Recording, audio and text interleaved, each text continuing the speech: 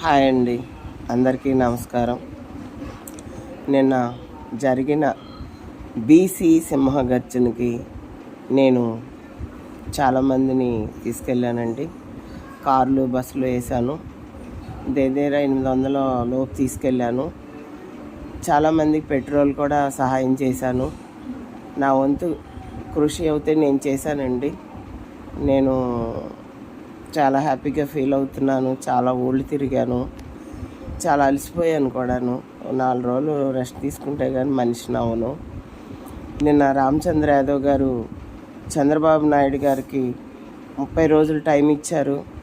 ఈ టైంలోపు ఈ 5 కోరికలు నెరవేర్చకపోతే నిరాహార దీక్ష చేస్తా అన్నారు. బీసీలు ఇప్పటికన్నా మేల్కోండి, ఇకనైనా మీరు మారకపోతే మీరు అసలు మనుషులే కాదు. మిమ్మల్ని బీసీలుగా మేము ప్రశ్నించే హక్కు మాకుంది. ఎందుకంటే మీరు బీసీ నాయకులు. మీరంతా కూడా ఇప్పటి నుంచి అయినా సరే మీలో చలనం వచ్చి రామచంద్ర యాదవ్ గారు ఆమరణ నిరాహార దీక్ష చేస్తా అన్నారు.